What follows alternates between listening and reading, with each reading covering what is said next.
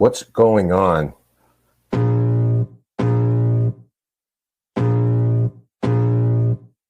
I can feel the blood creeping up from the heathens. Got will, got fight, got pride, got reason. If they wanna go eat, then you know I'm gon' feed them. If you're coming for me, hope you're ready for a demon. I got eyes in the back of my head, I'm seeing. Take me for granted and you know I'm leaving. I'ma take what's mine with the webs I'm weaving. I could take this crowd from seeing to believing. Got a taste for blood and my tongue keeps bleeding. From the words I spit, so sharp, so freezing. So cold, behold, frostbite they feeling. I could tear you apart or I could go heal them. Don't believe in fate, don't believe in ceilings. I just need a taste and my mind starts feeling. I don't pace myself, I grind on kneeling. Got lust for change, I just love the feeling. I ain't gonna give up. Got too little time, I'ma live up. Head down, push forward through the tough times. Cause anything worth doing is a tough climb. I ain't gonna give up. Got too little time, I'ma live up. Head down, push forward through the tough times. Cause anything worth doing is a tough climb. Cause I'ma live life for the fight, yeah, I'm here to get it. I got drive, got sight, always have a vision. I go by at night, I be in my feelings. I'ma be fine, need time, and I'll soon be winning. I live life for the fight, yeah, I'm here to get it. I got drive, got sight, always have a vision. I go by at night, I be in my feelings. I'ma be fine, need time, and I'll soon be winning. I can feel the blood creeping up from the heathens. Got will, got fight, got pride, got reason. If they wanna go eat, then you know I'm gon' feed them. If you're coming for me, hope you're ready for a demon. I can feel the blood creeping up from the heathens. Got will, got fight, got pride, got reason. If you wanna go eat, then you know I'm gon' feed them. If you're coming for me, hope you're ready for a demon.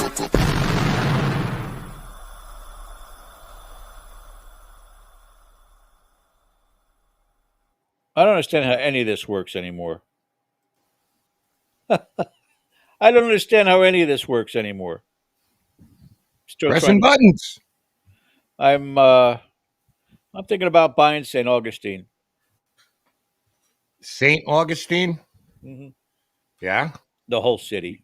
You got that kind of change hanging out, huh? Half hour north of me, so what the heck? Small business. So Nice. good evening, everybody, and welcome to our Dead Air Full Spectrum Sunday Night Live show. Here we are at 8 p.m.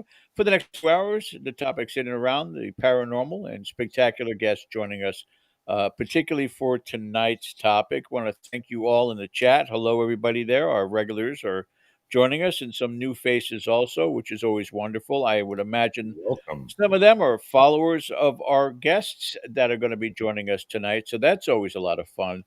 So you make sure you guys that are coming in and you are followers of our guests tonight, make fun of them in the chat. It's always important for us to get the inside joke of things that you guys know about, um, especially when they do some crazy paranormal stuff on their channel. So we're thrilled, and we'll be introducing them in just a few moments here. Don't forget to hit that subscribe button. Also, the thumbs up.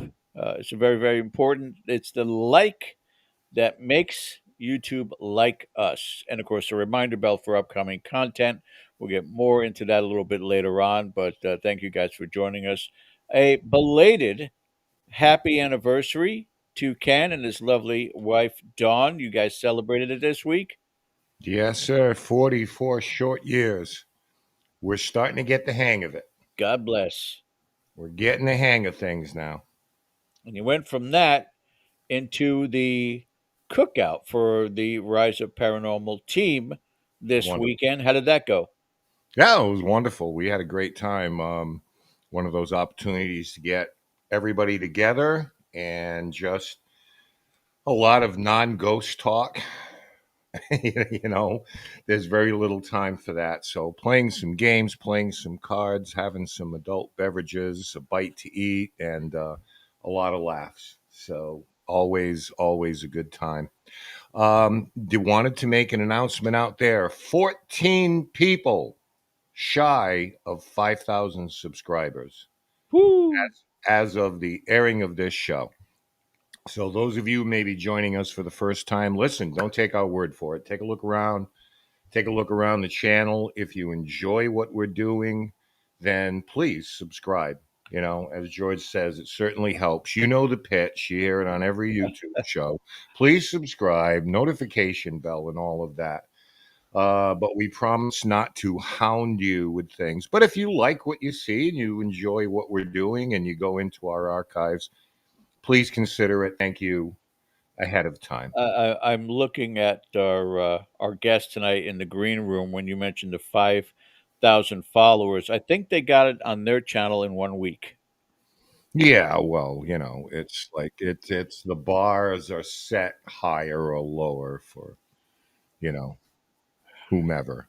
Just So we're the little engine that could. we're just not So entertaining hello them. to everybody in chat. Wow, we're lined Mhm. up pretty good. We have Yes. a great show for you tonight. We're going to hit into a very timely topic. We couldn't quite get to it, but as promised, we're back. We have a great panel for you. Yeah. Please, Ken, if you want to do the introductions, and then we'll bring them on board.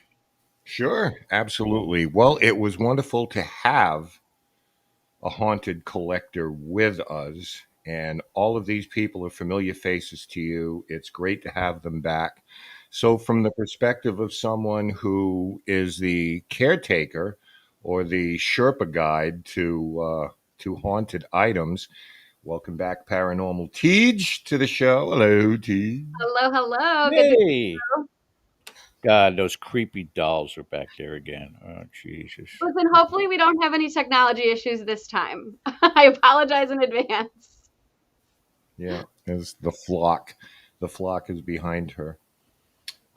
Also, to the show, we thought it would be good to have someone who's always willing to give an opinion, a person who is has the gifts of a psychic and the common sense that we so desperately need from time to time. So, welcome her back. Tharyn joins us again. Hello. Hello. Thank you for complimenting me with common sense. I appreciate it. Well, you know. We need some of that. We need it. I don't know. I don't know what you're on, but I need some of it, Tharyn, for sure. I got plenty in the back. I'll bring some over for you. No worries. Nice, nice. Don't bogart that common sense. Spread it around. And finally, we thought it would be nice to have an entertainer because this surrounds certain aspects of the entertainment world with stand-up comedians and so forth. So we have our own, and his name is Tom Stewart. Hello, Hello. everybody. What's going on, buddy? How are you doing? I'm doing good. It's been a while. It's good to see you guys. It Yeah. has been a minute, yeah. But Absolutely. Tom was invited to the cookout, but he had a gig in Springfield, Mass last night. Yeah, yeah. I was bummed. I would have definitely been there. That sounded like a blast. Yeah, But yeah, it was. had to work. Had to tell some jokes and make some money. And actually, it was for a really good cause for a friend. It was a fundraiser for someone who's got some health issues. So Outstanding. very I important. love it Yep. already. Yep. So, to lay the groundwork for this, George, as everybody knows, the within the last week or so, the Warren Occult Museum was sold to entertainers, YouTubers, uh, Elton Castee and Matt Rife. And this had long been rumored that they were going to purchase a property. I think a lot of people were misdirected to think it was going to be the Conjuring House, but ha ha ha, they pulled a 180 on everybody and purchased this particular home from the Warren son-in-law Tony Spera and their daughter, his wife Judy Spera. So, to kick things off tonight, if you're clipping this for your own YouTube channel, thinking there's going to be controversy, make sure you get this part too, because we're not going to come out here with a hit piece on anybody tonight. We recognize the right to buy and sell anything if you have the resources and you're the owner. So we're all going to put that away. And You may have some strong opinions. Stay with us through our commercial break because we're going to give you an opportunity to sound off on this. But I want to thank all of you for joining us tonight. I think this will be pretty lively, and we're going to go in a lot of different directions. So bear with us.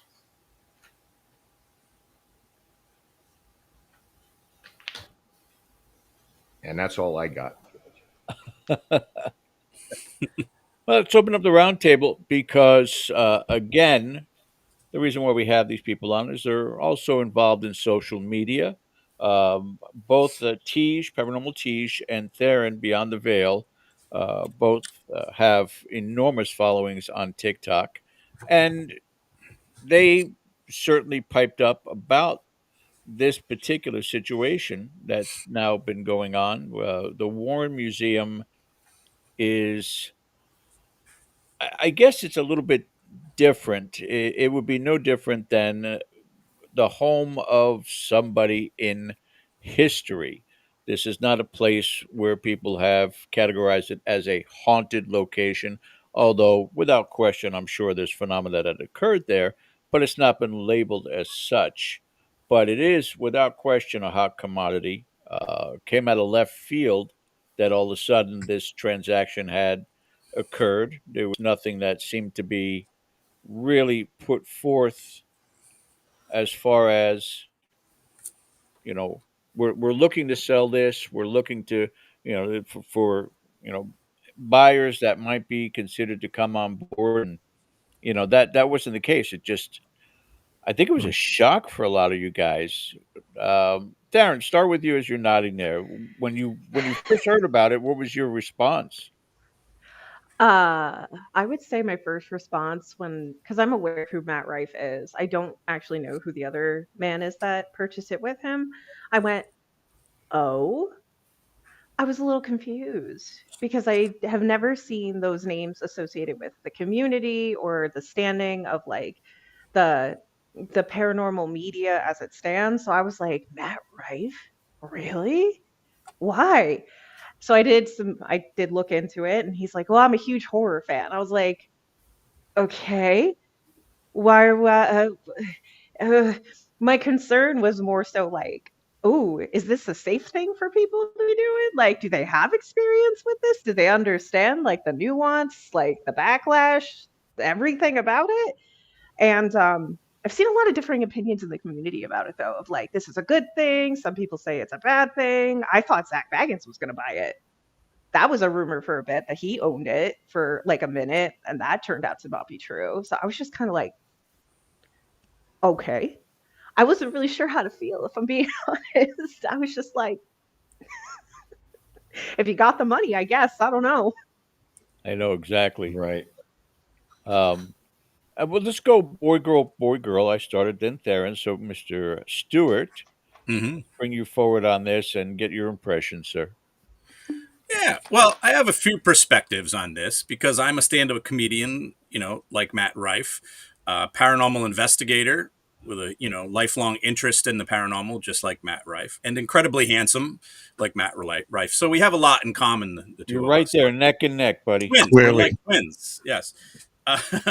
Uh, look, he's obviously got a huge interest in the paranormal. I think he spent a lot of time. I know he's been to a lot of haunted places where he's explored and he's made YouTube videos. And I think that was something he was trying to become an influencer in for a while before the stand-up comedy really took off for him.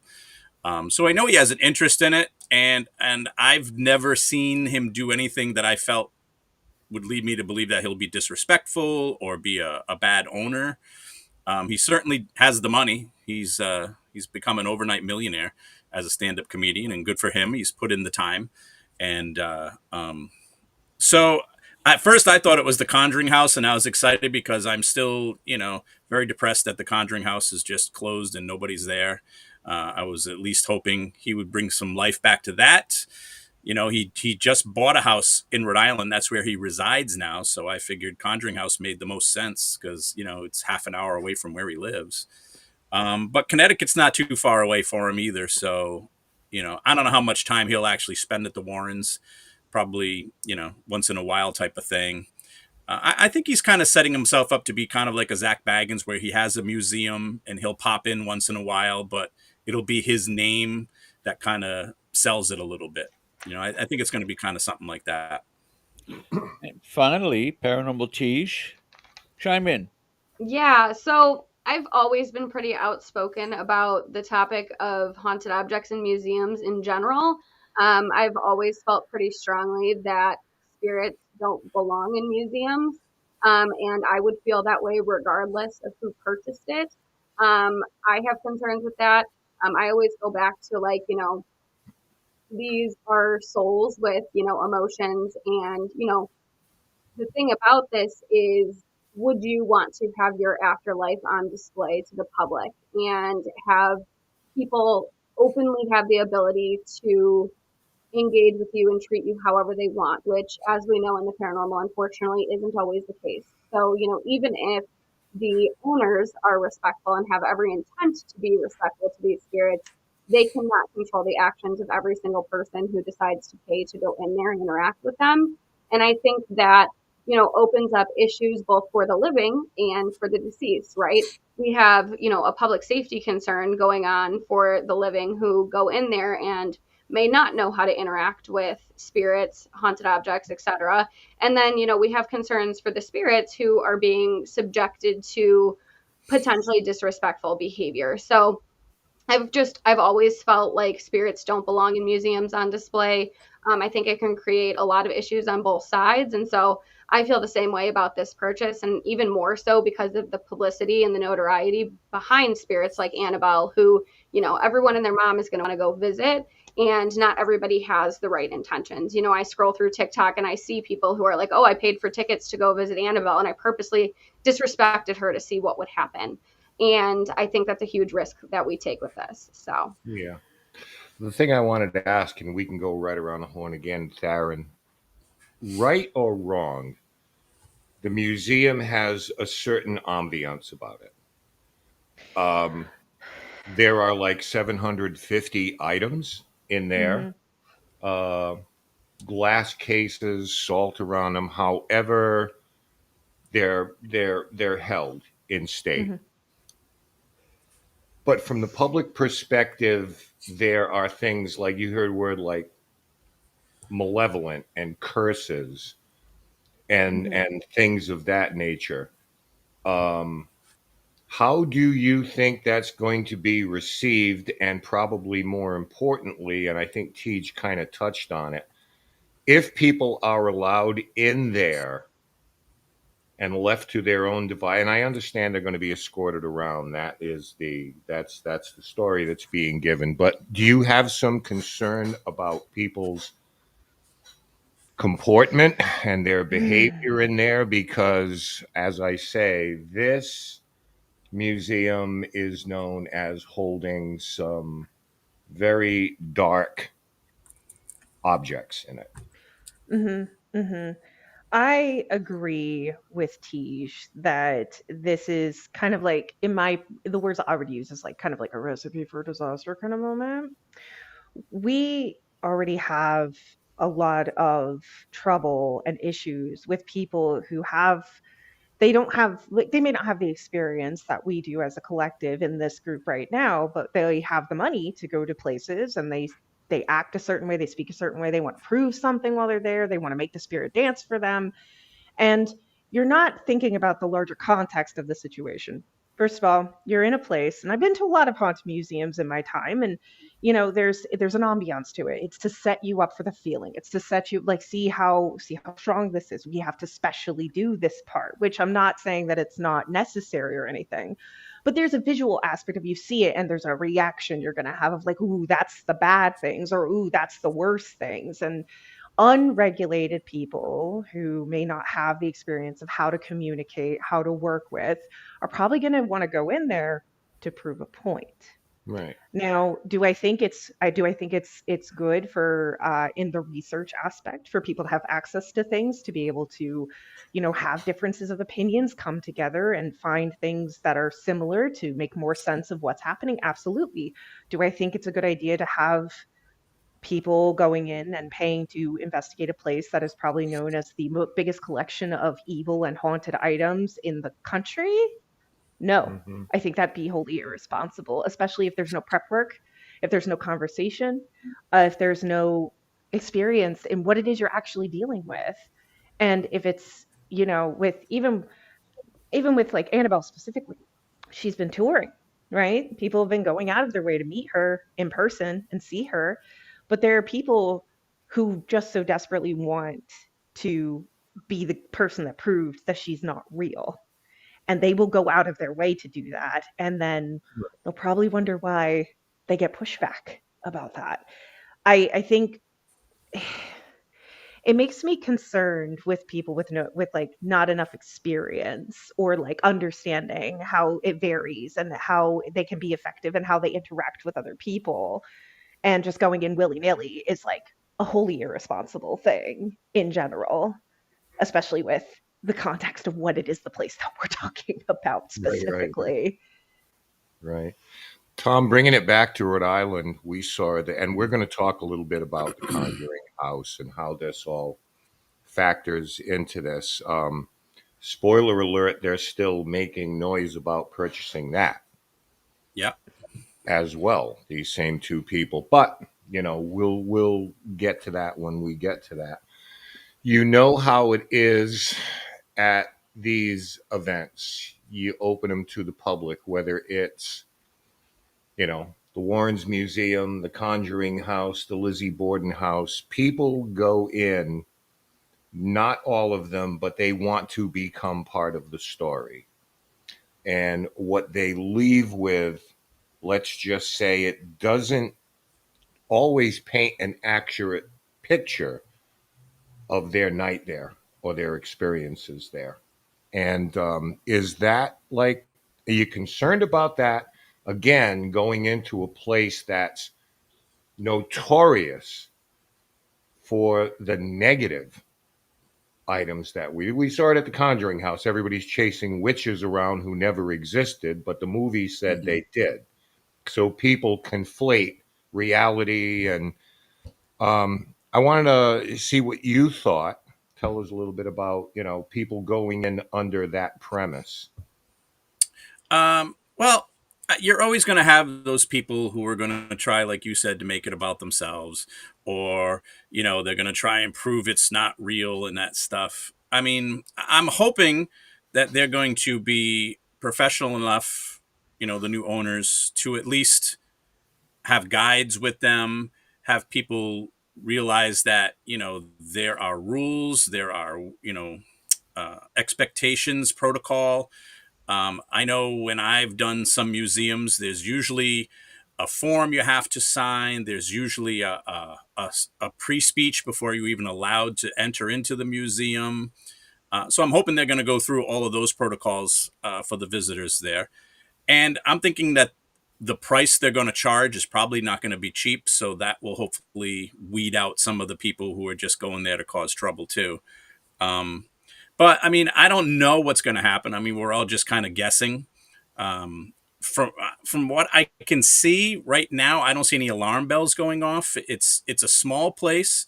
There's not going to be a lot of space for a lot of people all at once. It's not going to be Disneyland. It's going to be small groups of people at best. From what I can tell, I've never been there, but I've seen videos of the museum and the home. And the Warrens used to let people in there too. So if the Warrens felt comfortable letting the public in there under certain protocols, maybe it's okay. Maybe it's not something that should be shut off from the public. So I'm holding out hope that it's not going to become, a laughing stock or tragedy or anything like that. Right. I mean, there were, by invitation you could go, but Hmm. I don't think, or if you were filming, or if you were an influencer. Um, so I think it was selective Hmm. about who went in there. It wasn't like you could make a phone call and say, "Hey, I'd like to stop by. I'll make a donation." It wasn't like that at all. No. Tej, a question for you with this. Do you think this will in any way affect the legacy of the Warrens? That the House now is going to do, their words, not mine, overnights and investigations. I'm a little. I'm taking a wait and see myself, but I don't know who's going to get first dibs. Is it going to be influencers who want to film there, or is it just going to be Tom and Jane, regular people who are going to get their shot at it? And how are they going to handle this type of thing?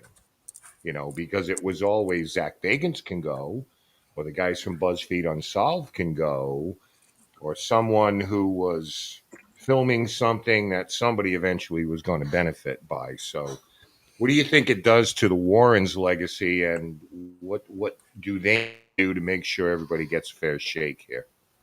Yeah, so that's a really interesting question. And, we're talking about all of these like negative and dark objects and things in this museum. And, I've always been somebody that has had the question of like, is everything in there as negative as it's been portrayed? I've always had that question. When we immediately look at things from a demonology perspective, and, it's very possible that there are objects in there who, maybe have been portrayed as one thing and there's something else. And so, I have concerns about the museum, but I'm in the same boat as you guys where it's kind of like a wait and see.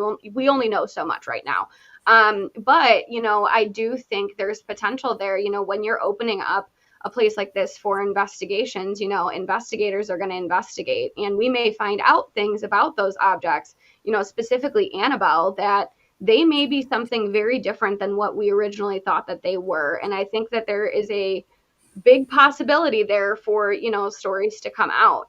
Obviously these objects were all investigated a very, very, very long time ago. Our understanding of haunted objects has changed so much since then. Our access to technology is very different than what it once was. And, I think I don't know if it'll affect their legacy, but the objects that they investigated, the stories may be different than what we once thought. And I think that's something that we definitely have to consider with giving, I don't want to say open access, but more open access for more people, because to now, very many of these spirits stories, these object stories have been largely dictated by, what the Warrens said about them. And when you open up something like this to more voices, more skill sets, different skill sets, different spiritual belief systems, we may find out things that we didn't expect. And I guess we'll see. Right. Right. The more of that story. Tharyn, do you think now, and again, I'm trying to represent questions I think the public have. So the thoughts expressed may not be my own, but speaking from a macro level, from the paranormal level, is there a possibility that some items in there, the amount of paranormal activity will change or be altered somehow by new faces and new approaches? And again, I would imagine they're going to be squired through and somebody's going to be there to watch. But if there is a possibility, I'm going to put it in simple terms, that some things could be awakened that I don't know, maybe should be or maybe shouldn't be.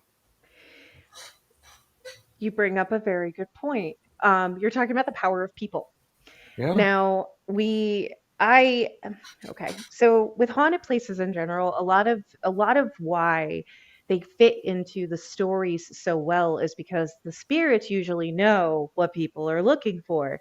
They talk about that scary demon in the corner. I mean, it's some guy named Greg, but Greg's like, "Yeah, I'm a demon. That's cool. Like, let's talk about it." And he'll just tell it to you, like, "Yeah, I'm a demon.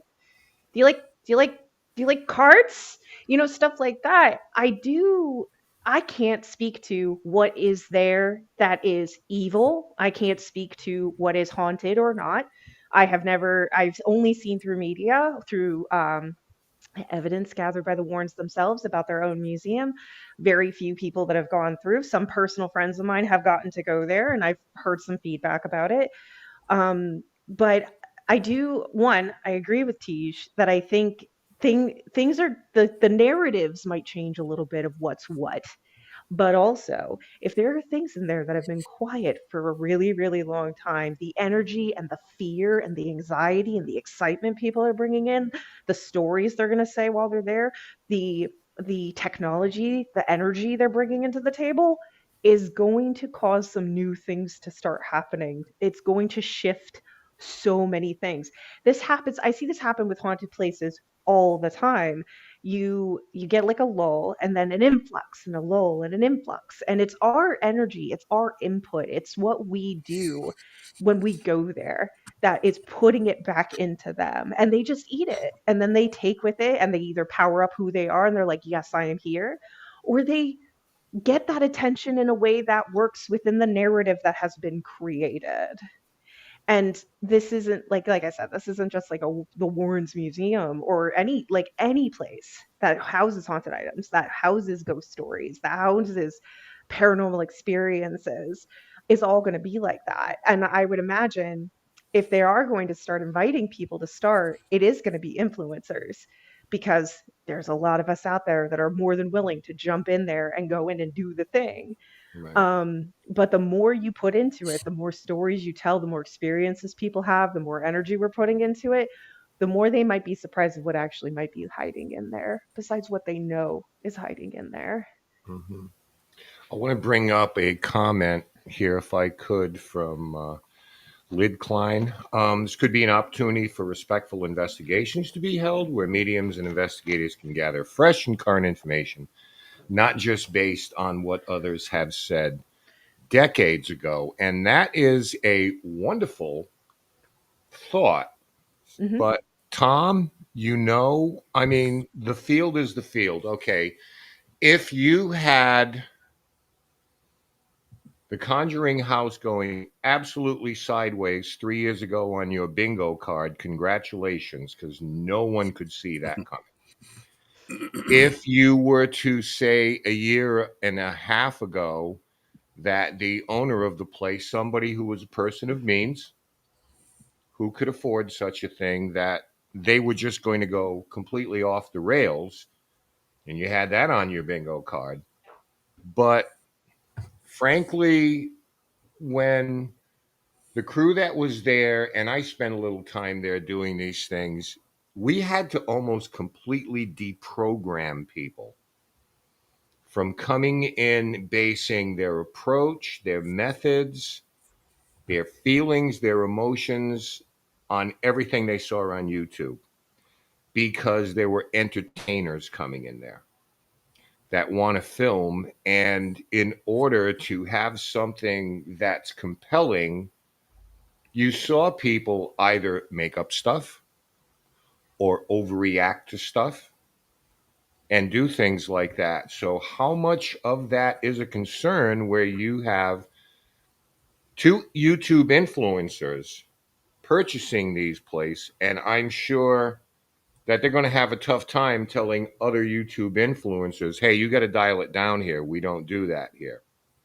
I mean, that's a tough wagon to pull uphill. So, do you see that becoming possibly a speed bump in this? Yes, absolutely. I mean, from what I can tell, Matt Rife has his mental faculties in check, so that human element will hopefully not derail this place. But the internet is definitely Let's hope going so. to. I mean, the internet has been the biggest poison to the paranormal field. It has so many of its advantages because you can reach so many people, but so many people have just, made it so much worse. And the Warrens, they called everything demonic, and they had a reputation for making everything come off as evil when it may not have been. And the internet is famous for doing that too. So this is absolutely going to happen. I don't know if the new owners are going to say, hey, this is great for publicity. Let them all fight about it online. Let them think what they want to think. Or if they're going to respect the history and the evidence and the stories from the past and try to keep people in check. Not sure how it's going to go, but it's definitely going to, especially in the beginning, it's going to be a huge, there's going to be Annabelle TikToks and YouTube channels, all that stuff. I mean, you'll have an Annabelle emoji probably by the end of all this. Right. Does that kind of, I don't know how to put it, Teach, does that kind of dumb it down? I mean, does that work against everybody is saying right now, for the greater good, and with people go in there with purpose and respect? Is that going to go against the grain though? Because like I said on the Conjuring House, it took a while to reprogram people because they were looking for Bathsheba, the evil witch who killed children, and it's just, and you got to be patient.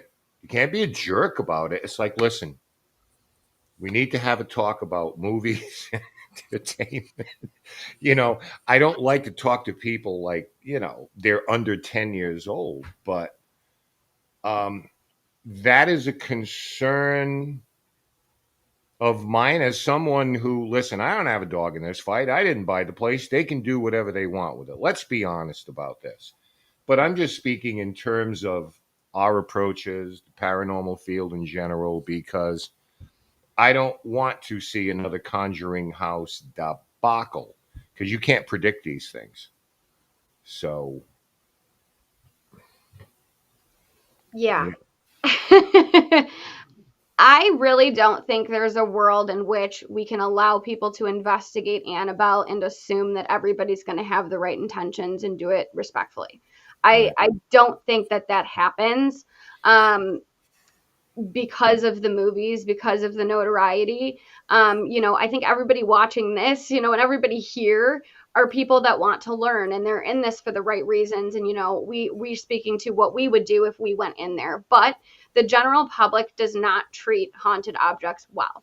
Um, especially Annabelle. And people have a really hard time. I educate about haunted objects. That's what I do. I talk about this. I talk to people about this constantly. And more often than not, believe it or not, as surprising as it is to believe, a majority of people believe about Annabelle what came from the Hollywood movies. People have a very difficult time differentiating Annabelle as a spirit to Annabelle Very. from Hollywood.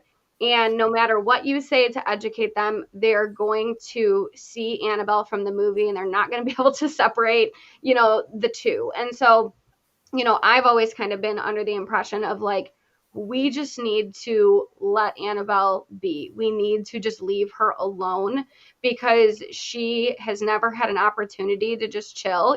I know that will never happen, but I really don't think it is humanly possible for people to go in there and for every single person to be respectful and have good intentions. Right. I get comments on my own videos all the time. I mean, I have a haunted doll who is a Raggedy Ann doll. It doesn't look like Annabelle, but people will be like, "Oh my God, that's Annabelle. You should drown it in the ocean." I mean, people say horrible, horrible things There's an army of them. like just because I have a haunted doll that like is a Raggedy Ann doll, and this kind of stuff, people cannot separate themselves from it. The general public does not understand the paranormal. The general public, wants a spooky good time, in which case they should just go to a haunted house during Halloween time. But, these are spirits, these are, souls that have emotions and they are to lose here. And I think when you have 750 potential spirits, in one place, it's impossible to educate on how to interact with each and every one of them.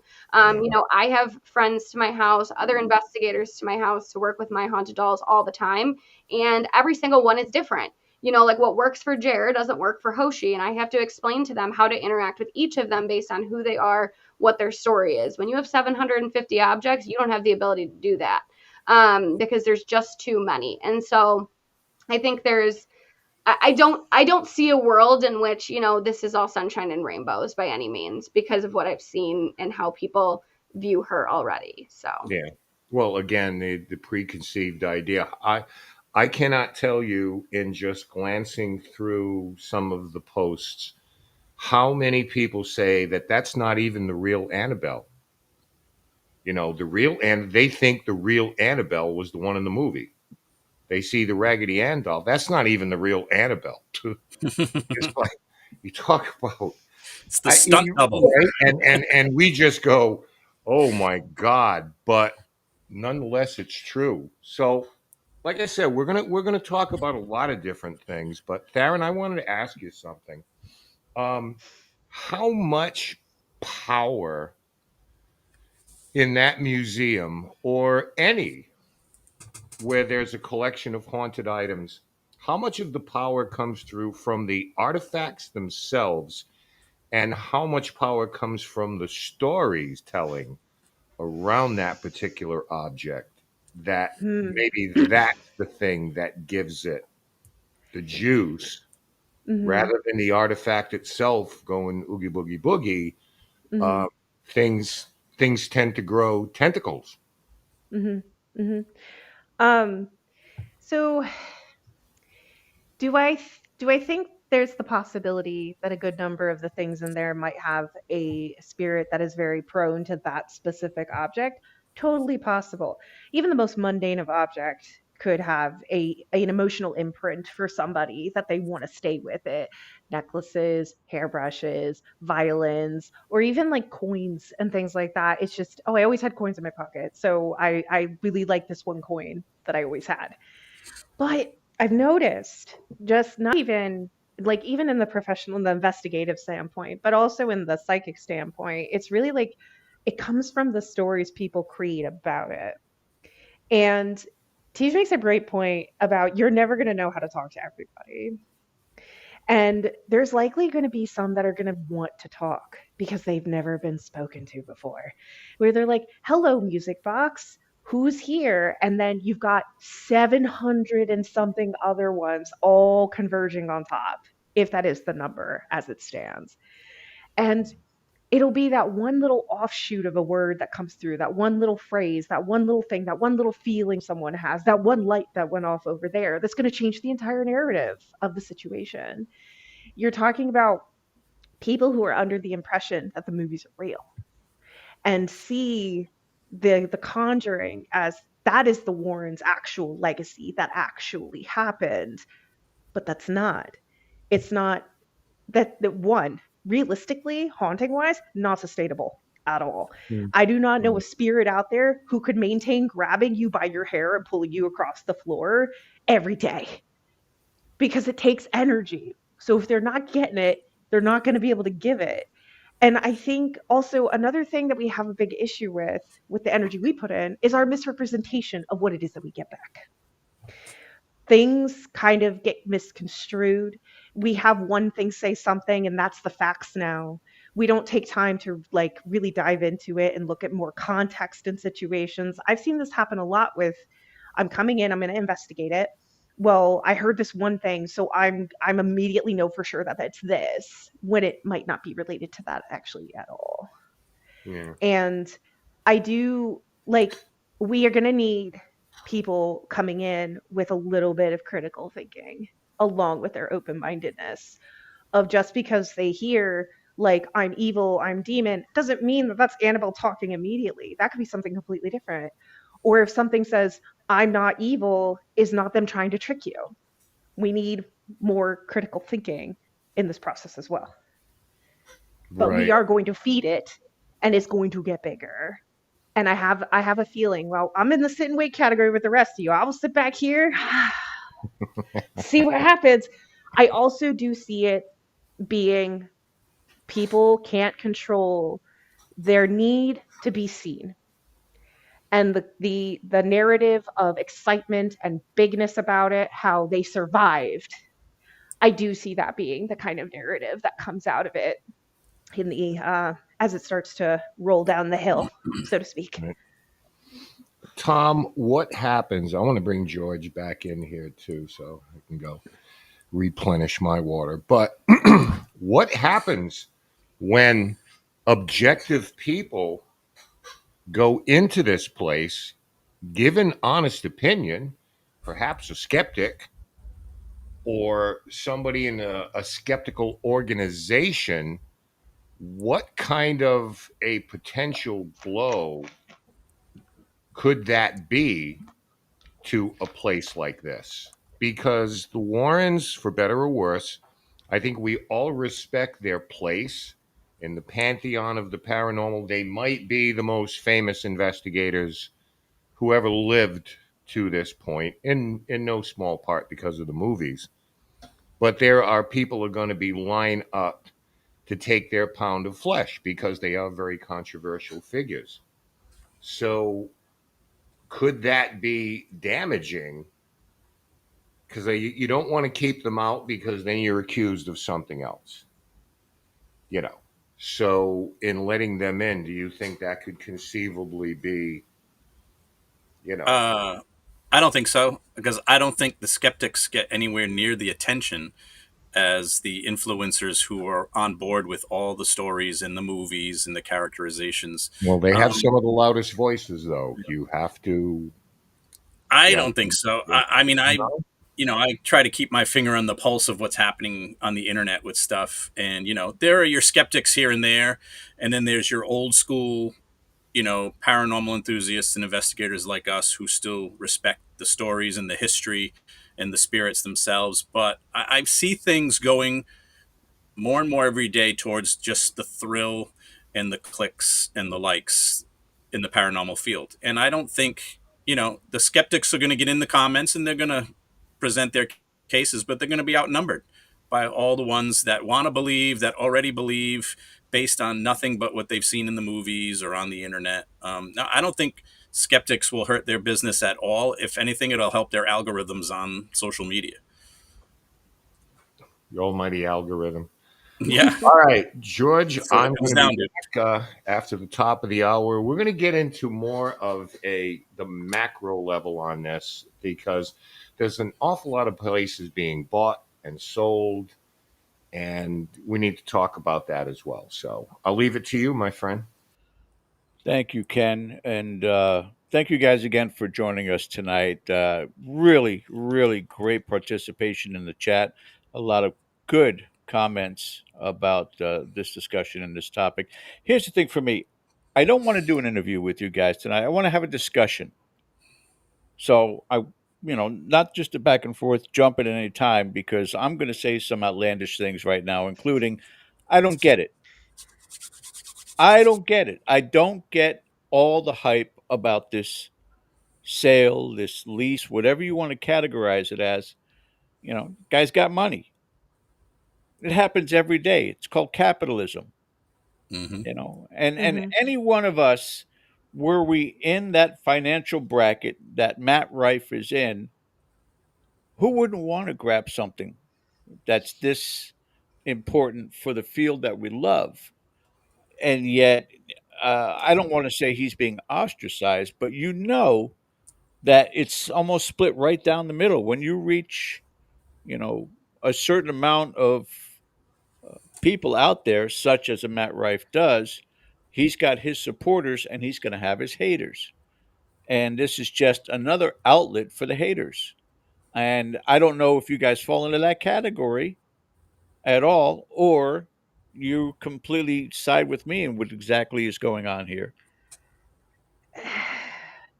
Our whole community is a barter system. Going to places is a barter system. It's a financial barter of I pay you, I go here for 17 hours so that I can get an experience talking to these spirits, hopefully the famous ones, at this famous place. We participate by paying for it. It's capitalism all around for everybody. Like, I'm not knocking somebody who can afford it. I have the best intentions with things. I just don't have the money. You know what I mean? Like, I'm not, I really, I'm going to be 100% honest with you guys. Had it not been for the influx of messages that I got about it, I probably wouldn't even realize that it happened. I have had a lot of people keeping me up to date with, do you know what Annabelle did? Do you know what's happening? And I was like, there was only one part of drama recently I was a part of, and then I like kind of dipped out of it when I was done. So I don't, I can't have an opinion about if it's a good thing or a bad thing because we just started. All I can really hope for is that it's respectful. And if it doesn't align with my internal moral system of how I like to work with spirits or what my goals are as a medium and an investigator, I won't go. Simple as that. I will not go. Yeah, Yeah, that's how everyone should be. Yeah, that's how everyone should be. I'm keeping an open mind, for a couple reasons. One, in case he ever needs me to be his opening act, I don't want to piss Matt Rife off, because that would be a great opportunity for me. But I also do, for some reason, and believe me, you can ask Ken. He knows me best of everybody. I will be a skeptic, and I will definitely speak about people that I'm not happy about. And I don't have a negative feeling about Matt Rife. I feel like he's a young person who has now suddenly become successful. He has some wealth, and he wanted to spend his money on something that he likes, something that is one of his interests. He could have bought a basketball team. He could, if I had $1 million, I'd probably go buy, Luke Skywalker's lightsaber from Star Wars. He bought a haunted place. He really wanted to. He was trying to buy the Conjuring house, and he ended up buying this because he was obviously dead set on buying one. Now I'm hoping his interest is because of his being a fan of the paranormal and not because he's trying to mimic someone like a Zach Baggins or something. I'm hoping he's not going down that road. But we shall see. But hopefully that's not the case. Well, down what road, Tom? Down what road? Where he's exploiting things a little too much. I don't know. I've been to the Zach Baggins Museum. I don't know if you guys have ever been, but it's very exploitive. He's brought celebrities in there, and then the celebrity's cursed now, and that's just his Post Malone's personality. plane crashed or whatever, and He's just all that stuff. He's naturally obnoxious. Yes, he is. He could be a librarian and still be obnoxious. It's just who he is. True. But now he's got money, so yeah. So I'm just hoping he doesn't mimic that. That's what I'm really cautious about. If it's a degree less than that, I'll be fine. Here's where I really get paranoid about the opening up of any of these locations. Now, in this particular case, you take Zach Baggins Museum, and now you take what will be probably deemed the Warren Museum, including the house, is, as Ken mentioned earlier, the theatrics. And what I mean by that, how many people so far, and they got minimum notoriety about it, passing out at Zach Baggins Museum. I felt sick. I was vomiting. They're looking for the attention. It's not the first rodeo for us in the field to see. If I can jump in real quick, when you go to the Zach Baggins Museum, they show you a video before you get to go in. And the video is of all people passing out and ambulances having to pull up and take people away. And then they show the Post Malone stuff. And that's what you experience for like the first 5 minutes on a bunch of video screens before they even let you in. So the power of suggestion is already pounded into your brain when you walk in there. Yeah, I went with my wife and she was already scared to death to go in there. And I'm like, it's a carnival. Let's go. It's nothing. It's really entertainment. I'm telling you. Yeah, I'm telling you it's going to be nothing. And I think it depends on how it's done is what it's going to be. It depends on how it's done. If you're showing people videos of people passing out and saying you should be scared to death and you ain't even in the door yet, like that's not really how it's done. But you know what? If they were to go and educate about what haunted objects are, the variety of different kind of haunted objects you may encounter, how to engage with these things for your, not only safety, it's not all about the living, like to be respectful to these spirits and understanding that some of these, may have been people at one point and interact with them as such. Like if you create an experience like that in an environment like that, it's going to go a lot different than exactly what you just described, right? You're creating a circus before somebody walks in the door. So it's like, I think there's a lot of, I don't know, but I think there are ways they could do it that may be a little bit more productive. But I also think, I've seen investigations, people who run, groups where they teach other people how to investigate, where if you engage in a certain way, like, sorry, you're out because this isn't how we do this in a kind and respectful way. Am I confident that they'll do that? No, because there's financials involved. And when financials are involved, everything gets a little spicy, but there are ways that this can be done to make it slightly less of a mockery, but given the notoriety and especially everything around Annabelle, I think the likelihood is low. I wish we lived in that kind of world, Teej, to be honest with you. and many have tried, but I would be very generous in stating 80% of this field are driven by fear and being scared. I know it.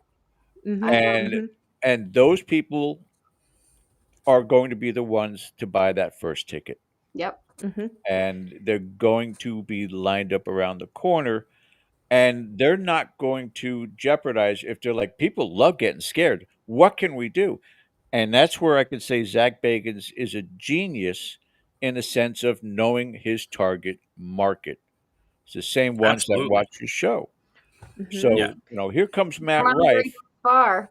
Matt Rife's a comedian, but he's also close to Zach Bagans. I'm sure Zach is going to give him a lot of advice on how do you draw that audience in there. Do you tell them the history and you talk about each item in a very dry tone and the factual base behind it, and we don't have any activity going on at this. No, they're going to sell it Hmm. because it's a business. And I hold no one accountable in the sense of wanting to capitalize from it.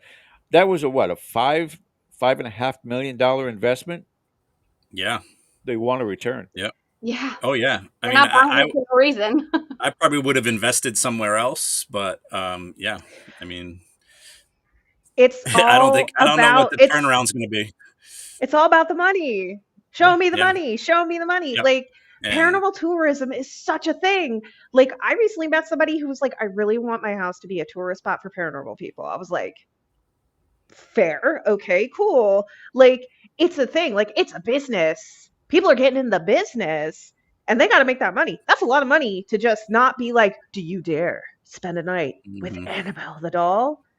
Yo, people are gonna be eating that up. They're gonna be like, I can handle it, and then they'll be like, I threw up and I pooped myself, like, and then we're all gonna be sitting here like, good for you, buddy. Yep. Hope that was $800 well spent. Yeah, they Yeah, Yeah. pay. and it's gonna be expensive. Yeah. It'll probably price people Unfortunately, out. you make money from the thrill. You don't make money from teaching the history or teaching respect for spirits and things like that. That's not where the money is, unfortunately, in this field. It's in the thrill ride. People want to go on the fast roller coaster, not the teacups. You The other know. thing I is, if will I will say oh, sorry, go ahead. Penhurst, if Penhurst can make a limit of what you're allowed to do on their site, and it's expensive to be at Penhurst. Hmm. And if they feel you're being disrespectful to their spirits based off experiences they've had with other Hmm. famous investigators, they will Yeah. kick you out. So if Yeah. Penhurst can do it, anybody can do it. But do you Yeah. want to? Is the question. I want. Go ahead, Teach. people people paying as much money as I'm sure they're going to charge to go in there and do an overnight or whatever. People that are paying for an experience want to have an experience and expect to have an experience. So even if nothing is going on in there, they're going to be like, you know, people create things in their heads all the time. They may not have any paranormal experience in there and still be like, oh my God, I had a migraine and I felt like I was going to faint and fall down. And oh Yep. my God, I got the flu 3 weeks later and it was because I went to the Warrens Museum, and correlation does not equal Yep. causation, but that's the first thing people are going to jump to. People are going to, lose their job 3 months later and blame it on the fact that they spent a night in the Warrens Museum. So even if Yep. they don't have a paranormal experience, they're sure as hell going to think they did. Everybody, keep that mindset, keep that energy going. We got to go to our break right now. I got to bring Ken back up on screen because he's going to explain to our viewing audience how you could participate in tonight's discussion. Ken? Yeah, what we'd like to do is we're going to put a poll, uh, and basically, in the comment section, there are four choices for this. Hashtag, very important, A, B, C, or D. How you feel about the subject we're talking about tonight. The alternative is there's going to be a QR code that you can actually go into with your phone. It'll take you to a page, and the four options will be there. But we want to know what you think because there's so much more to cover. So we're going to be doing that and play a little elevator music while we're doing it. So we are going to go to our break right now. We're going to leave this up here for 3 minutes. Please stay with us, participate. You are watching Dead Air Full Spectrum on YouTube.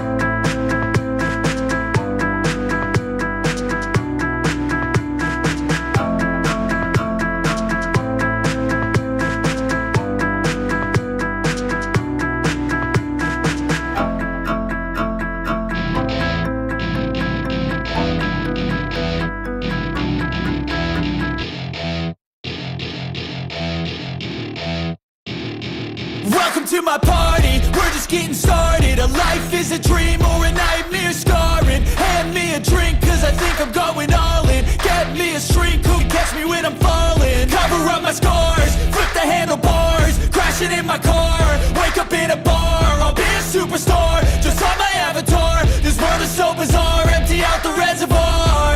Yeah, I'm taking 6 shots, yeah, straight to the face. And I wanna get lost, I'm sick of this place. Don't know how to stop when I'm feeling this way. So I'm taking 6 shots till I'm feeling okay. I think I'm going crazy, don't think I'll get home safe. So I'm taking 6 shots, all straight to the face. I'm taking 6 shots, are you coming with me? I'm taking 6 shots, yeah, straight to the face. And I wanna get lost. Yeah. Let me, if I was on screen, there we go. I just asked Teej if she's been on Patreon with us before. You have. Yeah. So yeah, we have plans to get Tharyn to join us some Monday night, and Tom. Again, pending upon their schedule. $3 membership, guys, and there's so much that's on there now. What we're talking about is what we do each and every Monday night with our Patreon members is a live town hall where a lot of the times we discuss the Sunday night show, and then we get into a lot of other topics. What's wonderful about the Patreon account is we could use bad words, and then we can talk behind people's backs, and nobody ever gets to see it on YouTube. That's a wonderful thing. It's a lot of fun. I had What so a much fun. bastard plan. Yeah, it's again, go to patreon.com/deader paranormal, $3. And there's so much other stuff that's in there, guys. We go through it each and every week, but you got to go check it out for yourself.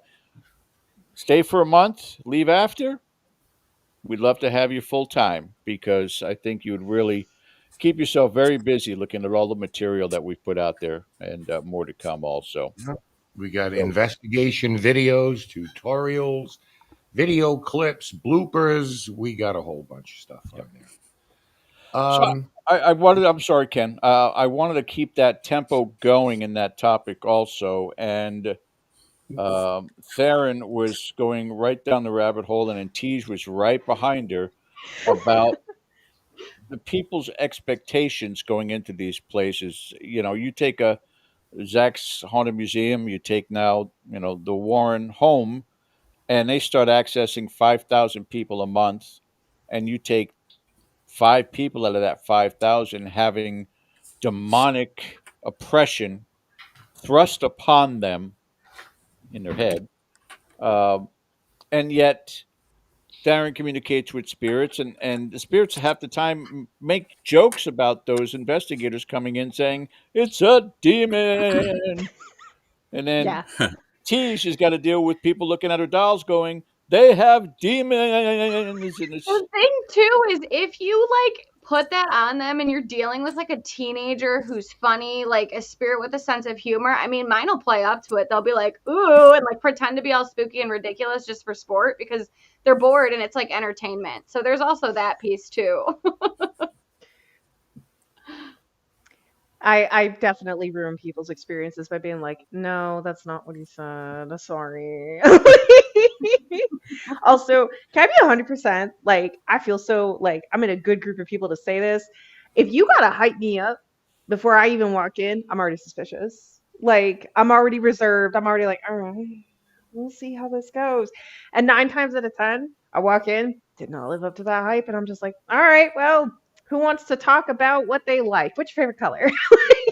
Like, if you got to do a lot of talking to start it up, like, don't you know the demons have been here? The priests were run out of this place, and sometimes there's a ghost that stabs you in the kidneys. And I'm just like, all right, bet. I hope I die here. Like, Yeah. I think it's going to be one of those situations too where Matt's not going to really be running the place. It's his buddy Elton. Yeah. I would imagine is going to be there. It looks that way. Pretty much managing it. So he's I just a figurehead. Matt will stop in once in a while, surprise people, and get some, some social media out of it, probably, or he'll be there when Ghost Adventures is doing an episode or something. Yeah, that'll be about it. Just quickly want to recognize, thank you everybody who voted. That went pretty well. There are only 3 people who feel that this would do the Warrens proud, that they will do that. A couple more, 5 said it's all about the Benjamins, baby. This is about money. Oddly, maybe not. 13 people said, we'll wait and see. That's a measured response. We got to wait and see. But 11 of them said they have a bad feeling about this. And I don't know. I can't speak for you. We didn't go that much detail. If you think this whole deal is going to go wrong, or maybe you have some concern for them or the people who go in there. So that's not clear on that. But I thought that was pretty interesting. Thanks again for voting. But yeah, it's an interesting addition doing that during our commercial break. And thank you guys all for the response on that. Also, it's wonderful. Um, I and a small privileged group of people within the field have had the privilege of going out to the Zaffis Museum. I think John's got what, Ken, 750 objects on one wall? Oh, I don't know. I know the Warrens, the number they gave was 750 objects in their museum. Yeah. I don't know about John's. He's layers and layers, floor to ceiling. And then he's got rows and rows of shelves on top of that. Just so many different things. You know, each one of us who've gotten a chance to go in there, yeah, maybe one or two telling me, yeah, I had a feeling or I sensed this. Nobody came out needing a priest, but John doesn't market. I mean, he sits in there sometimes when he's doing work. So it just to me it escapes me that this field still cannot differentiate between a field of study and a hobby. And the hobbyists are going to make it entertaining because that's what they expect. That's what their expectation is. I went to the movies or I watched this on TV and I want that same type of experience in this location. And if you're not going to give it to me, I'm going to manifest it one way, shape, or form. And so that's I think where my grudge is. You can tell I hate people. It's just I love that's why I've been doing investigating for 20 years. Ken has been doing it for 50 years now. You just you get tired of why of people letting you down, and I wonder in this case when people are saying, I got a bad feeling about this. I don't think it's about the buyers. I don't think it's about the sellers. I think it's about the attendees, the people who are going to go there. What do you guys think? Exactly. Absolutely. I agree. Exactly. Yep. It, 100%. I you can learn to manage your haunted space, work with your ghosts, like work with who you work with. If you're like Teej, you are surrounded by them. You know their personality, you know how they talk, you know how they communicate. You take the time to understand that.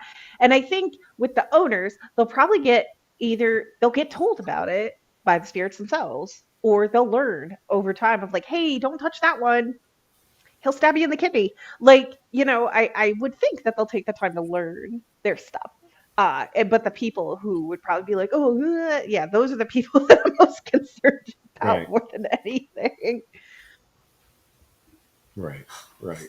Yeah. Well, what are you gonna do when someone goes in and say, "I think I was possessed," or "I got violently ill"? Like as a curator or the owner or the docent, however you frame yourself, how do you control people? Seriously, realistically, that leave with those stories. You You don't. can't Can't. You control. You can't. can't No, No, there's control no that. control. you Nope. can't. Um, I mean, so these are the things that come along with this type of thing. I remember a number of years ago, I was at an event and talking to somebody extremely prominent in this field. Um, and we were talking about, like two old guys sitting on their porch telling the kids to get off their freaking lawns and all the rest of that, how things used to be and, what old guys do. And we came to the conclusion that we were losing the battle. We were losing pure research, and whether it's historical research, whether it's physics, or whatever we want to apply to try to figure out what it is that's going on out there. We were losing that battle to the entertainment field.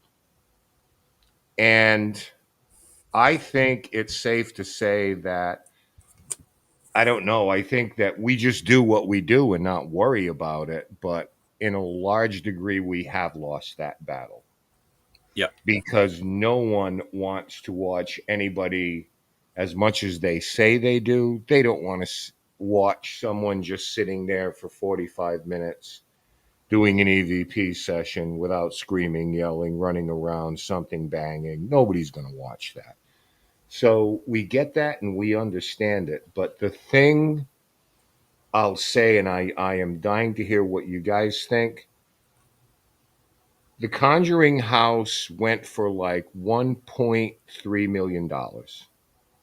Okay. Now I've been on the property many times. It's a beautiful country property.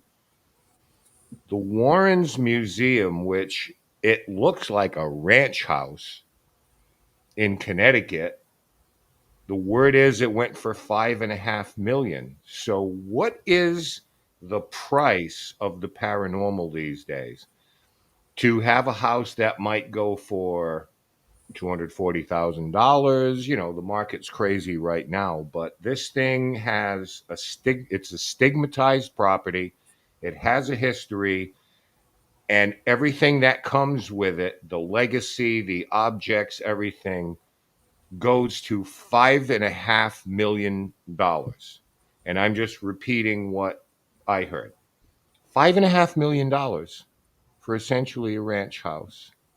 But those Mm-hmm. objects in it and everything that comes with it makes it a $5 million. You know what you can buy for five? You could buy a freaking man $5 million. Yep. So I guess that's my question. I'd like you guys to just give me your thoughts on the price of doing business in the paranormal and where this has gone in the last 20 years or so, with I people buying up properties and spending millions of dollars on things that are falling apart, that need work, that need structural repair. The roof is leaking, but it's got a Can I freaking haunted doll in it, so it's $1.5 million. they don't even can own I that. actually speak from an experience with this specifically? Go ahead, please. So, um, I was on Animal Planet, The Haunted. My house was featured on it. My family and I were there. Haunted house, whatever, whatever. I've shared the story on social media, went viral. I am currently resharing it because I have so much new information and I have a newer audience that may have never heard it before. My house has a reputation and is locally known as like the most haunted house in Bucks County, Pennsylvania. Do you know how many people have messaged me offering to buy it? Like, I will pay you $2 million. I was like, sir, no, we live there, so we're not selling. Or Right. I will pay you. And it always starts with, I will pay you X amount of money to let me go inside. I will pay you X amount of money to let me take a picture of it. I'll pay you X amount of money if you take me in there yourself and guide me through it. And I was like, I'm in the wrong business. Like, like it was fascinating to me considering like when I was younger, nobody wanted to come within 20, 30, 50 feet of my house. Just the fact alone, my house was abandoned for years. The owners, the all previous owners were like, we don't talk about that house. But Mhm. now, because it's got a reputation, it's very well documented by me, my family, from the internet, from television. It's haunted. And now, well, all the offers start coming in. I'll pay you all this money. There's no amount of money that I could take at this point because I couldn't do that to them. The ghosts, I couldn't do it to them. They would, I don't know how they would feel. I think they'd be very upset with me if I did that. But somebody, if this was anybody else, I'm sure there would be a price for it. But for me, it was like, no, the house, I think it would be better if it's caretaken by the people that live in it currently and know what they're dealing with. I don't want to see other people come in. But yeah, like countless amounts of money I've been offered just for the privilege to take a picture of it. It boggled my mind considering I was sharing those stories and those experiences as a way to be like, this is why I do what I do. I started here terrified, and now I'm here, and they're like, I will buy your house and I will live in it. I'm like, whoa, that's a change. That's very interesting. Tej, I'll give you $250,000 for your entire doll collection. Like, I would say no. I really would. I mean, I have been offered money so many times. I get DMs every single day. Oh my God, I'll give you. I mean, I've been offered upwards of $5,000 for like a single one of my dolls before from complete strangers. And I will always say no. I mean, I will. And I know people will say I'm crazy, but like to me, it's so much more than like a paranormal experience. Like these are spirits that I have relationships with that I know that mean something to me. And there's no amount of money. I mean, that would be like, oh yeah, like I'll give you $5,000 so I can be friends with so and so also. Like I wouldn't do that with a friend. I wouldn't do it with them. And I know that sounds crazy, but you know, to me, I would rather it would never feel right. I would never be able to live with myself doing that. And I think, that's why some of these astronomically high rates, come up, is because there are a lot of people who won't part with what they have, like Tharyn said. And so people just keep upping it because eventually at a certain point, somebody's going to pay it. And I think it's unfortunate. I think that,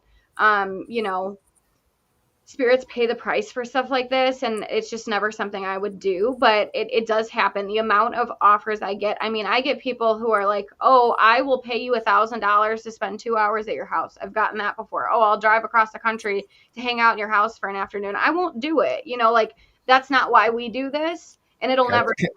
Yeah, there's nothing creepy about that. No, exactly. I mean, that's weird. That's just another thing. But there's nothing that will ever be worth that to me, because that's not why I do this. I do this because I care about the spirits, and that's what I'm in it for. I'm not in it for cash. So I've chased people away from the house. I was literally in the house watching people pull up and stop and get out, walk in my yard.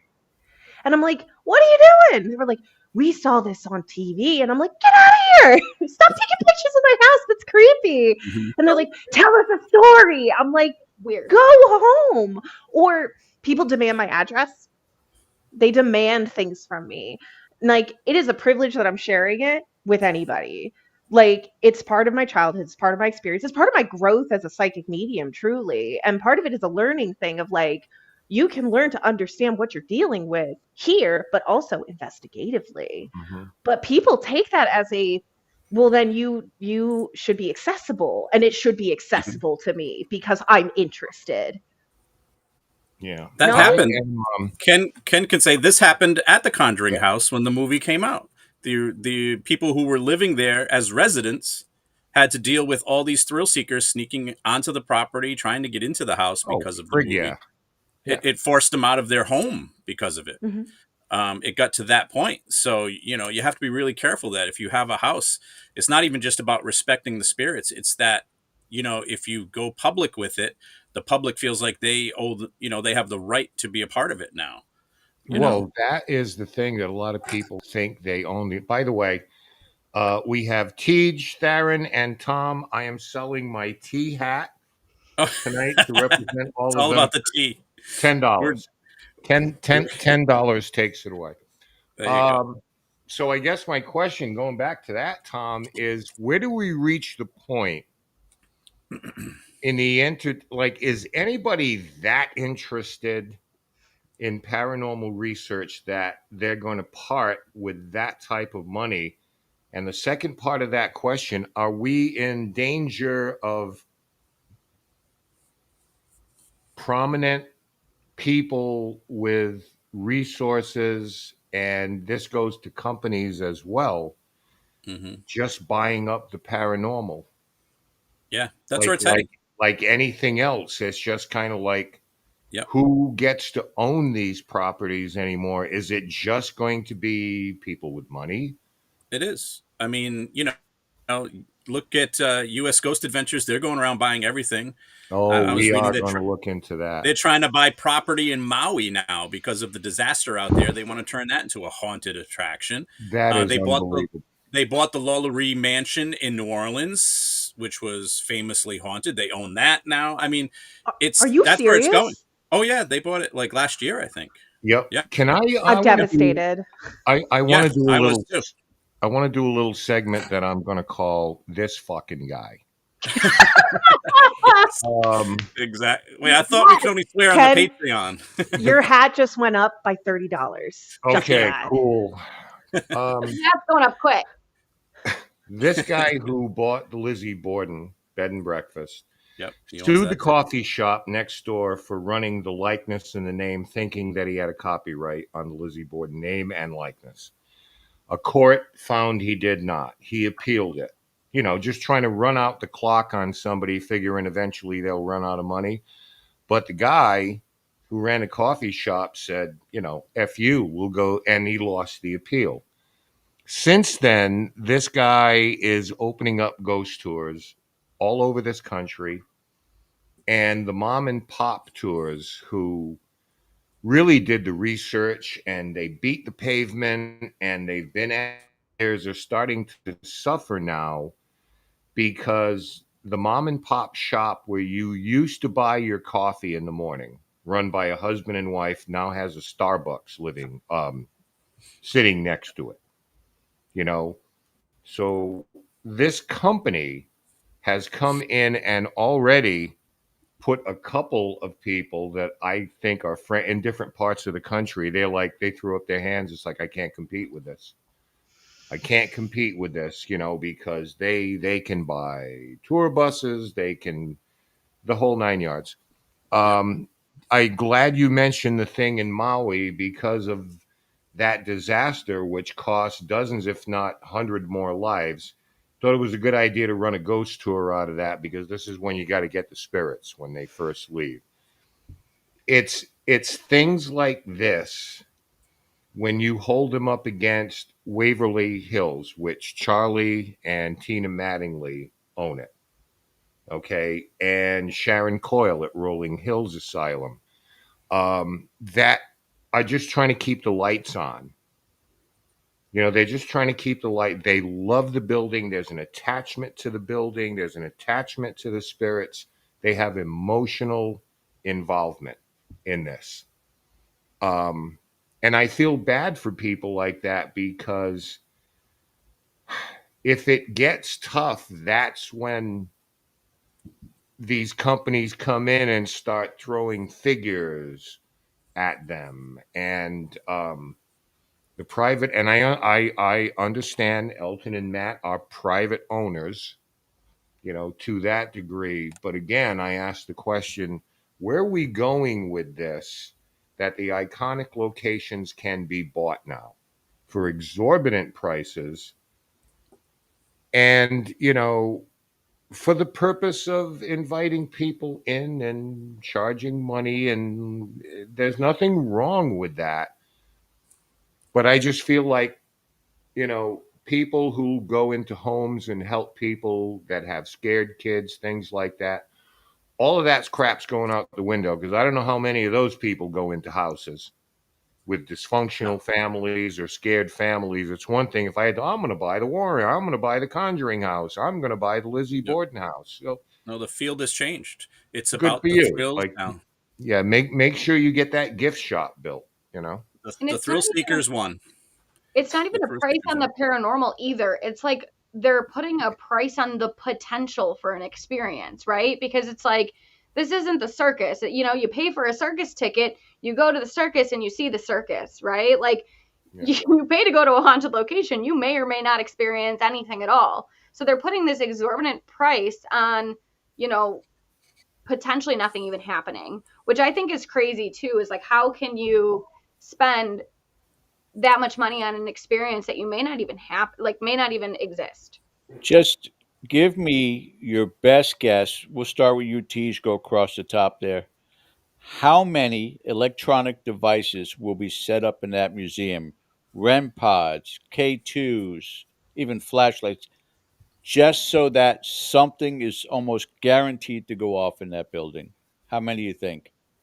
Uh, 750 items. one in every row, right? At least. And people don't know how to use the REM pod, so they're going to set them off with their foot. Like, oh Their my God. phone, they'll set off Yep. with their phone. They'll say, yeah. Yeah, I mean, it's like they're not going to teach people how to use them either, so Well, people are going to be setting them off left and right. They'll be in every it's corner. it's like the TV shows were. The TV shows that had all the flashing gadgets and the talking boxes were the TV shows that got the most ratings. And they're going to have to do the same thing with the museums. And in the case where things are not happening and people are paying all this money and not having an experience, that eventually leads to people rigging things so that make sure they have an experience. Mm-hmm. And I hate to keep going back to Zach Baggins' museum, but that's what he has done. Now he hasn't rigged it, but he definitely was using carnival type stuff. The floors were slanted. The hallways were a little confined. Some of the ceilings were lower in some rooms than others. Like it was all purposely done that way. One room is bright, the next room is dark, and it messes with your sensory perception, and that gives you even more of a feeling like you're being watched, or the room has a heavy air to it or whatever. And that's what they have to do. They have to make a fake haunted house in order to make sure people have an experience so they don't get negative reviews. Creepy doesn't equal haunted, but people think it No. does if they don't know Yeah, better. people will. People will think, oh, when I was in the room with the doll, I mean, I could feel it, you know? But, you know, it could just be because of the environment around you, but people don't know that, you know? Especially this younger generation, they want that thrill. They're looking for that. They're not looking to see if the K2 meter went off or, you know, something like that. You know, they're not looking to see if the temperature rose or dropped or something. They just want to feel something so that they can talk to their friends about it or go on YouTube and talk about it. Hmm. These are George, red flag we had things I teach to people. Like, these are things you look for to help with your experience, your perception. Like, if you're going in disoriented, up and down, like stressed, anxious, like misstepping, all these different like parameters and like barriers have been put in place to make Mm-hmm. you so disoriented. I would I have told people, when you experience stuff like that when you're out in haunted places, red flag. 100% red flag. Yeah. But most people don't realize it, you Nope. know, Nope. because They don't. they're being, you know, led along by a guide, and they're being told certain stories, and they're being distracted by different things. And, you know, it's, you know, the Barnum thing. It's like it's all being done by design to mess with you psychologically so that you feel like something is happening when it's really not. Well, these places Mhm. that Which are like then, black, oh, I'm like, people not have lights? Like, turn on the freaking lights, you know? It's like, that's on purpose to give Yep. you that spooky in the dark experience. Like, okay, you have lights, just turn them on. Like, why are we doing this? it's also perpetuating the idea of the descent of paranormal experiences is psychological. It's a psychological phenomenon. You're just imagining it because you're in a specific state. So we're not doing our study or our work any favors with this kind of buildup of like the stories, the guides, the disorientations, and then people are like, I had an experience where I threw up all over the place because I saw the doll. And it's like, that to me would be like, okay, well, context, what led up to it? Like, you explain it to me, what happened before you got there. And I even with doing psychic mediumship readings and things like that, like even when I do work with people, and I work with people to remove negative entities or things like that, I work with people to understand what's going on around them. I am going to ask them questions and be like, I need context. Give me the give me the context as to how we got from here to here so I can understand where you were here when the experience started and then when it ended, or how it's progressing, because you have to account for those things. Yeah. Yeah. But we know that as I investigators. But We the do. general public walking into these museums, putting down $75, they want the experience. They want all They those all do. bells and right. whistles. They So want to be tricked. to like the original point, I had this conversation with this gentleman. Are we in trouble, or is the answer to just do it better, stay in your lane? How frustrating is it to see so much of this turn commercial, so much so that we're way out of balance now? There used to be a balance. You know, we Mm-hmm. know that this is fine. That's entertainment. You know, take your head off, put it over here. You don't have to think, and you can watch this stuff. But, and again, we're not taking, you know, shots at Elton and Matt. They're not alone. But we know a lot of these people personally. Sharon Coyle at Rolling Hills. I mean, the winter rolls around. It's a struggle there. You know, water pipes freeze. She's up in near Buffalo, New York, on a wing and a prayer, you know, because she loves this place. Um, she struggles, but she's to be admired for that because she's got the strength of her convictions, and to just now have people with resources to come. I'm buying the Lizzie Borden house, and I'm buying this one, I'm buying that one. Paranormal tourism is big. We know that people will travel long distances just to go check something out, and that's fine. You can have that. I don't have a qualm with that. But I just don't want to see these places go that way where it's just millionaires start owning these places because they see not the research. They'll tell you, oh, no, we're serious about the research and stuff. Okay, we'll see. We'll soon find out. No, no, we're serious. Okay. I've seen the YouTube videos. You don't look that serious, I, I Mhm. you don't know. care about the financial status of an owner, um, so long as, again, what their intent is behind it is genuine, or That's honest. what I'm And saying. in this particular case, if they're honest in saying, "Look, this is just about making money," we're going to try to push as many people through here as we can for as much as we can.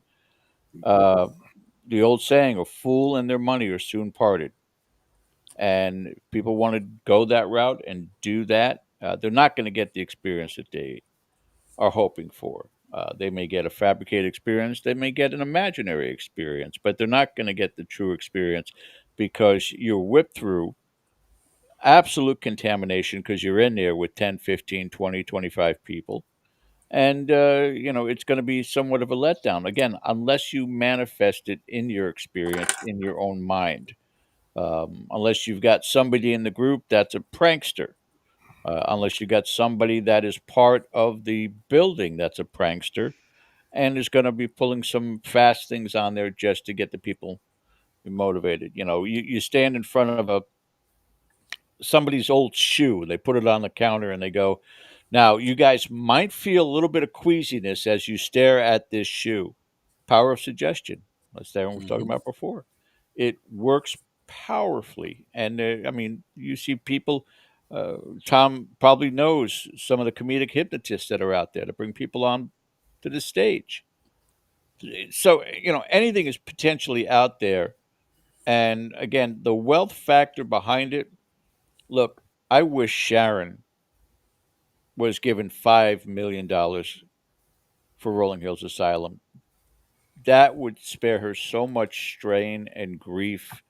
And, she's wound tight, and I don't blame her for being wound tight. It's a Mhm. difficult thing to run a location like that, difficult as hell.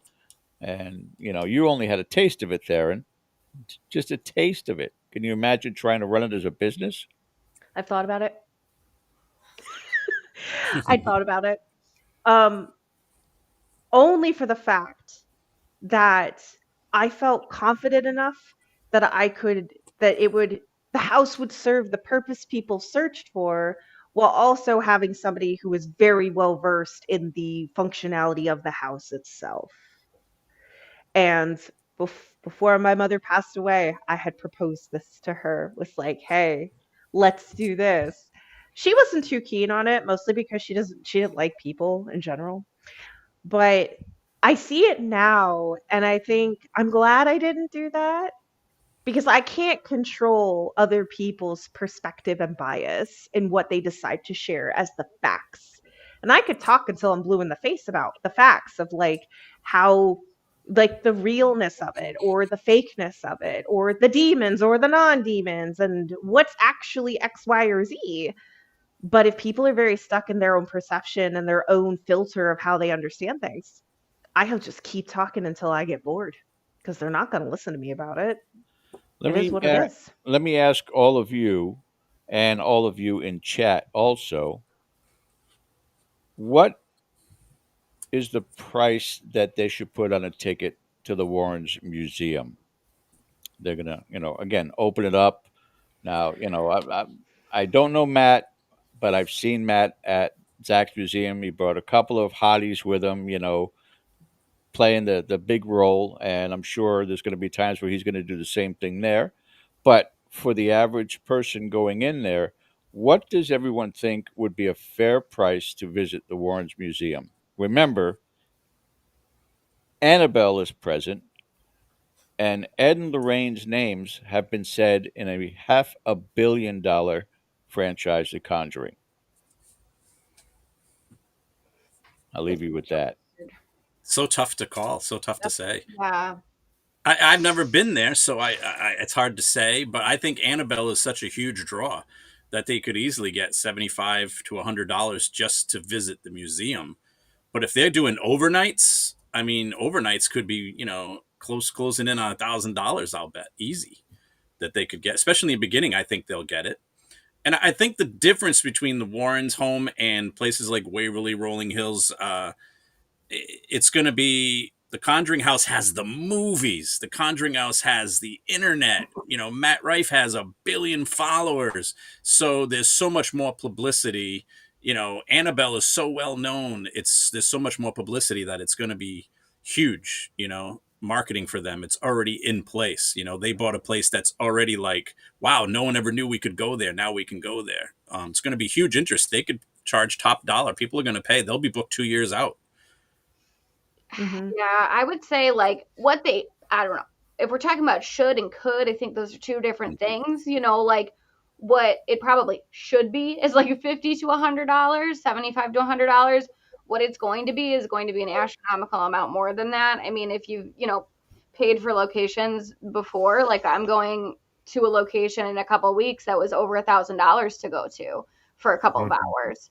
And I think that's the reality here. I mean, if you're doing an overnight and it's a private thing, it's going to be probably more than $1,000 for that overnight. Yeah, it's got to be. $2,000. I think Annabelle would be like $100 on its own.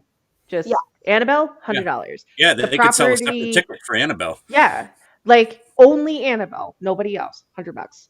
I would think if they're doing like public group investigations where you get like specific access to places, I would imagine with all of the different parts in play here, $500 a head.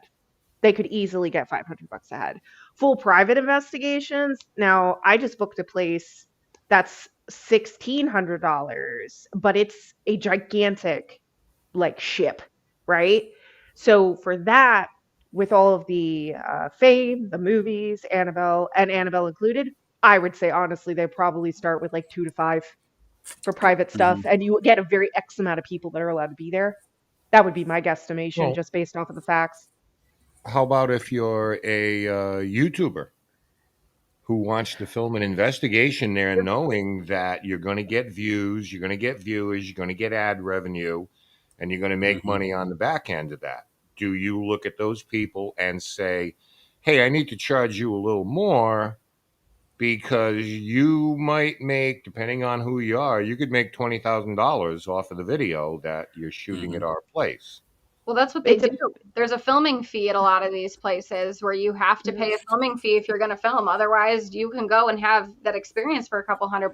But if you want to film, usually it's like, I mean, I think one that we're doing, it was like $100 per camera per person. So like if multiple influencers are going together, which is often what happens, collabs, whatever. I mean, you can make a buck on that, and they do. But this is what I'm talking about. Teej, everybody films these days. You can't have breakfast without seeing a picture of somebody's breakfast on, because we're all so important that we need to, document our lives now. So I just wonder if there's a sliding scale for something like this. One would have to imagine that it is, but I'm just curious, again, if Dick, Jane, and Tom are going to have that same type of access, or if there's going to be like a 4-year waiting list or something like that. Tharyn, you wanted to say something. It would depend on the influencer. It would depend on who's requesting to come in. Because what is best for business in the influencer range is to, either it's a small fee or you get access to film, do what you want, you speak well, you don't talk about X or Y or Z. There's an agreement. There's a business agreement. So in the back end, they get exposure that makes them look as best as possible. You get the privilege. Oops. Can you still hear me? You're good. Yes. We can see you too. You were just censored. Oh, no. It's Annabelle. I can't hear anything if anybody else can hear me. We can hear you. We still got you. Yeah. Oh, she's gone. Ooh. Yeah, there's going to be so many different tiers and VIP packages and all kinds of things at this. But Yeah. they're going to have to charge a lot as well too, because I think they're going to be very limited with their parking restrictions and their zoning laws and stuff, because of where they're situated. And I think they're just in like a neighborhood, really. I don't think they're in like a commercial area. Well, So I here's think another. they're going to have trouble getting a lot of people in there to really make their money. So they may have to charge more than most places. Well, here's the question, and this is not meant in any way, shape, or form to be disrespectful, but what is the historical significance of the Warrens' house, and who does it mean anything to? For example, Rolling Hills Asylum was what it was. It has a long history, a lot of it tragic, but it had affected a community. Okay, what we're really talking about is, I mean, what is the historical value of the Conjuring House, other than locally? Okay, because it's been around a long time. Hey, Tharyn, you back? My That's ghosts, okay. the ghosts in my house were Um, like, "Ew, no, stop talking about this." no, the question I was right. Question I was just posing is, what is the historical value of some of these places? I don't want to keep picking on the Warrens' house, but what is the historical value to the community, other than the paranormal community? It's not like this was a school. This was a whatever, a theater, and it served people who don't believe in the paranormal as well as people who do. Mhm. Um, the historical value of this stuff has just got to do with the people who live there and the items that are there.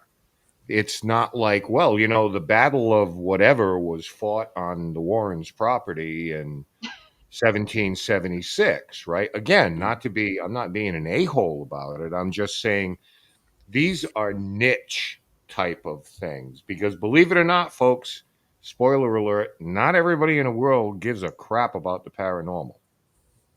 No. There are 10 Right. billion people in the world who could care less about this stuff. We enjoy what we enjoy, but this is a niche type of purchase. How many of you think in 5 years' time, which is where they're supposed to have stewardship of the objects, not quite Mhm. clear on that. How many people think those objects will still be in that home 5 years from now?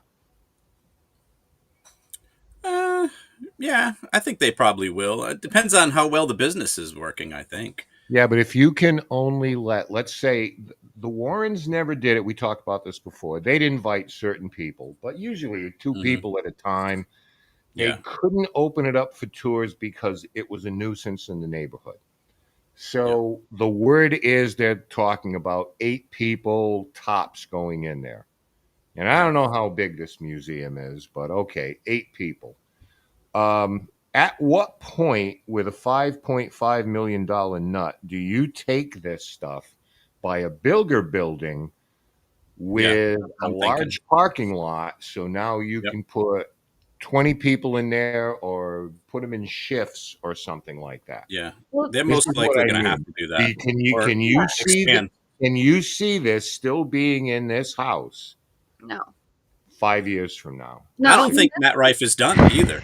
He might buy the Conjuring House, move everything from the Warrens over there. Who knows what else he's up to, you know? well, Yep. what Yeah, makes the it whole could thing become big. crazy is the $5 million doesn't include the purchase of all the objects. It's just No. you get to borrow them for 5 years. So it's like what, Mm, Right. like But they guardianship that could be reevaluated. most museums don't own the objects in the museum though, so it's not Right. really, unheard of. It makes me wonder what's in that But yeah, contract. Are they allowed to remove them from the property because they don't? I would no, I probably would not. have I would have to say I thought something on the initial announcement had to alluded to the idea of finding another place. Anybody out there that makes more sense than I'm making right now, if you're in chat, straighten us out. But the idea is I am not going to teach, I'm not going to pay $5.5 million for this property and get nothing out of these objects. Right. I either have to an Right. option to own or Hmm. there's like a 5 year buffer where I can bring people in, but they're still under in other words, the people that will take you through are the Nesper people, the Warrens group. Yeah. And maybe Elton Castee, Matt Rife might pop in, but I guarantee Hmm. your guides will be the people in the Warrens group. That's probably right. My You question know, too is what happens to the legacy then? We were talking about their legacy earlier, is like, does that do something to their legacy if we're taking these objects out of their home and putting them in, more of a museum type of setting, on with like a storefront and the whole shebang? Like, does that impacts their legacy? I don't know, because so much of this is like, it's the Warrens Museum. This was their home. Hmm. That's the historical value Mhm. of the place, is that was their home. And they're these famous investigators. Well, what does that do if they are removed and put Hmm. somewhere else? Yeah. Well, are the items the star, or are the Warrens the star of this whole idea? You Yeah. know. This is what I mean about the Warrens' legacy. I mean, that will continue on, but eventually, I think with their passing, there's going to come a time where the objects are going to overshadow them. Their Yeah. name will Yeah. always be attached, but unless they preserve the legacy of these people and keep Yeah. mentioning them, and Yeah. hopefully they do it the right way, despite what you might think about the Warrens. We all got an opinion about the Warrens, and that's fine. But, you know, you can't argue about their profile, right, wrong, or indifferent. Hmm. And these Yep. movies, you know, Yep.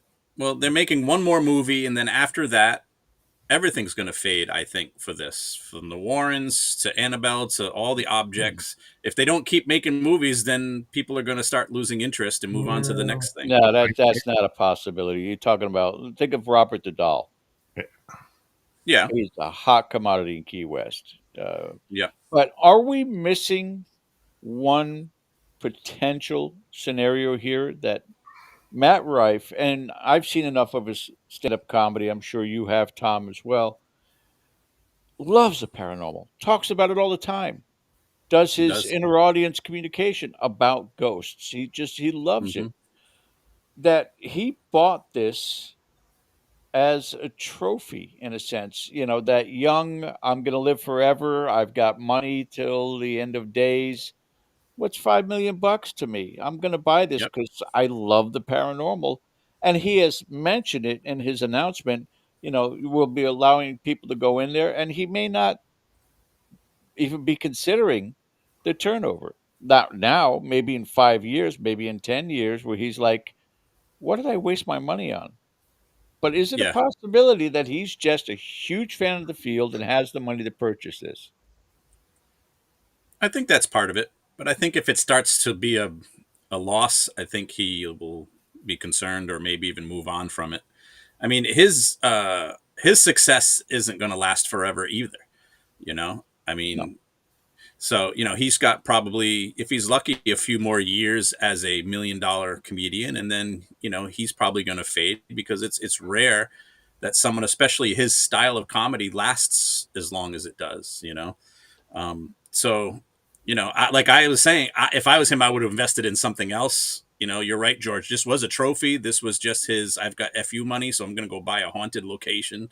Right. And the one he wanted, he couldn't buy, so he bought this one. Um, yeah, Well, I think someday he may regret it.